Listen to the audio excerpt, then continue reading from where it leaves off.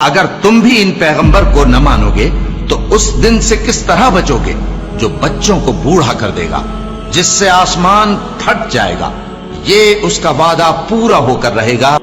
شروع اللہ کا نام لے کر جو بڑا مہربان نہایت رحم والا ہے۔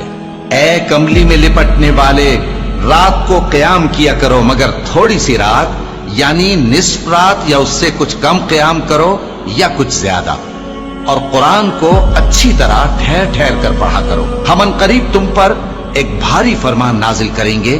کچھ شک نہیں کہ رات کا اٹھنا نفس کو سخت پامال کرتا ہے، اور اس وقت ذکر بھی خوب درست ہوتا ہے۔ دن کے وقت تو تمہیں اور بہت سے شغل ہوتے ہیں، تو اپنے پروردگار کے نام کا ذکر کرو اور ہر طرف سے بے تعلق ہو کر اسی کی طرف متوجہ ہو جاؤ۔ وہی مشرق اور مغرب کا مالک ہے، اس کے سوا کوئی معبود نہیں، تو اسی کو اپنا کارساز بناؤ۔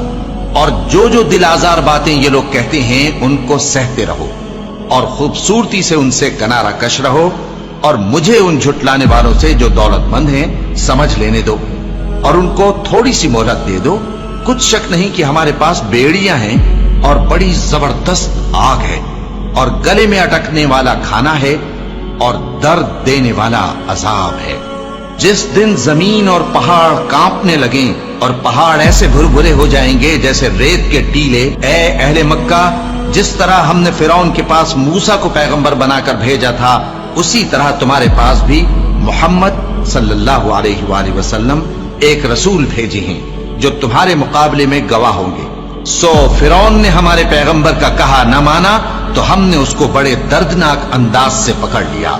اگر تم بھی ان پیغمبر کو نہ مانو گے تو اس دن سے کس طرح بچو گے جو بچوں کو بوڑھا کر دے گا، جس سے آسمان پھٹ جائے گا، یہ اس کا وعدہ پورا ہو کر رہے گا۔ یہ قرآن تو نصیحت ہے، سو جو چاہے اپنے پروردگار تک پہنچنے کا راستہ اختیار کر لے۔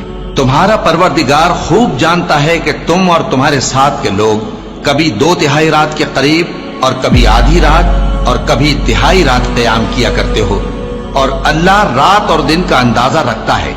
اس نے معلوم کیا کہ تم اس کو نبھا نہ سکو گے، تو اس نے تم پر مہربانی کی، پس جتنا آسانی سے ہو سکے اتنا قرآن پڑھ لیا کرو۔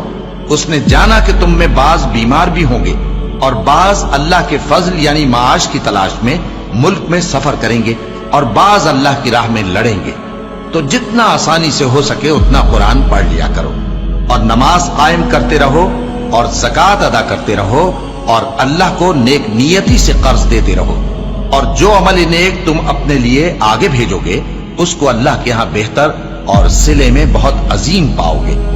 اور اللہ سے بخشش مانگتے رہو، بے شک اللہ بخشنے والا ہے، مہربان ہے۔